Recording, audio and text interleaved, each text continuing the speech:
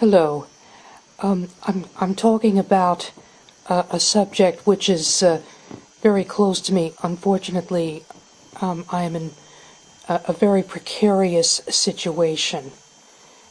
By now, Valentine's Day is quite some time past. However, I want to talk about a particular Valentine's Day which meant a lot to me. It was very crucial to me. The Valentine's Day we've just had was on a Saturday, and the Valentine's Day that I wish to focus on was also on a Saturday. That was Valentine's Day 1981. Now, maybe to some of you 1981 right now doesn't seem significant, but Valentine's Day 1981 was the 50th anniversary of the premiere of Bela Lugosi's Dracula movie. And to mark the occasion, we had a film and dance spectacular to honor the occasion at the Central Branch of the Free Library of Philadelphia. I danced Dracula there, and we also showed the original Bela Lugosi movie. Then the next day, I had another Dracula performance in the main branch of their library system in Las Vegas, Nevada.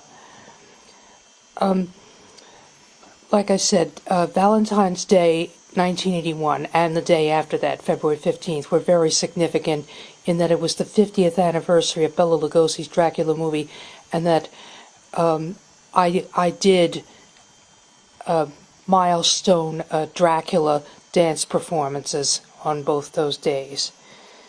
I have not been in a Dracula performance in about 2 years now, and now I have to point out something very, very crucial. I don't know how many of you subscribers are aware that Dracula is one of my other character specialties. It's true, he is. I first got the idea to portray Dracula through dance in 1973. Now, at that time, all I had to go by was the original vampire novel by Bram Stoker. I did make up a dance version of it.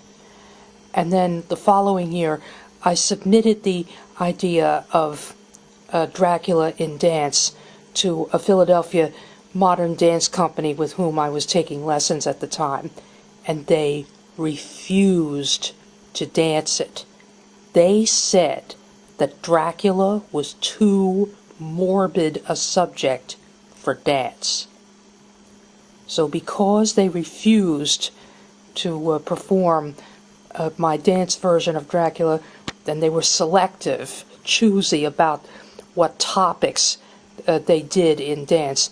I was stuck with doing only a solo number from my work, a solo done by Dracula himself. The first time that I did either the excerpt from the dance version of the Stoker novel or additional dances I made up between 73 and 76 depicting Dracula the historical way as Prince Vlad the Impaler. I first danced Dracula in public on August 16th, 1976.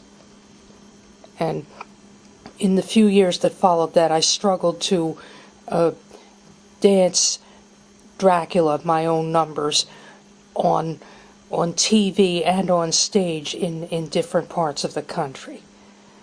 I had some milestone performances, but then when the Dracula fad faded in the early 1980s, I was not asked to do him anymore, and I had also fallen on hard financial times. I lost my job and had to get another one which paid much less, and I had limited resources as to assert myself as the supposedly first dancing Dracula.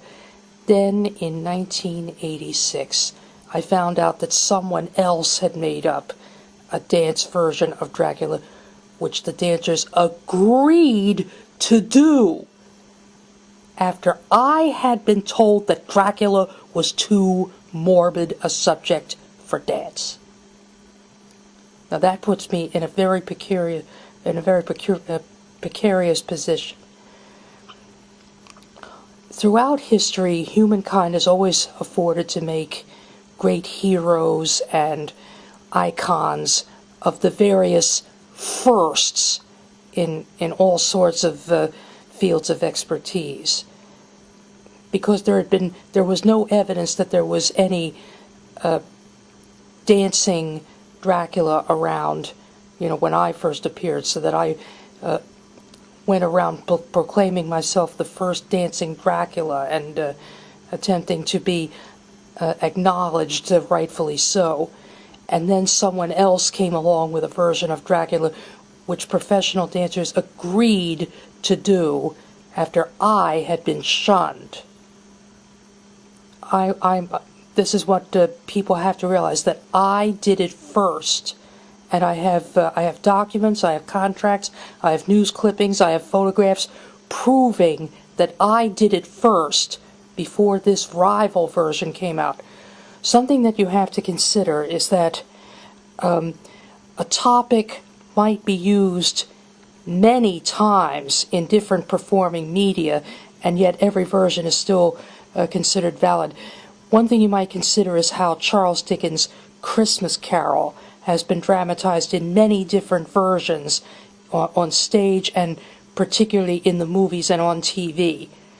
However, a topic apparently can be used for dance only once, and only through that one particular piece of work. That's what also puts me in a difficult spot. So it's important for everybody to remember that when it comes to performing Dracula through dance, I did it first. And I not only did the vampire, I also did the historical Dracula, Vlad Zipish, or Vlad the Impaler. I also, in 1997, I danced my Dracula dances in Los Angeles at a convention held to mark the 100th anniversary of Stoker's novel, and on August 16th, 1997, I danced in the presences of the great Dracula historians of the world, Radu Florescu and Raymond McNally. So anytime I hear that some dance company is putting on this rival version of this rival dance version of Bram Stoker's vampire novel, I feel imperiled and helpless. There was an interview with me in issue 14 of Scream magazine, but that was 2 years ago, and I'm afraid people may have forgotten all about it by now. So now I have to hammer down that I did Dracula through dance first, and I have documentation to prove it.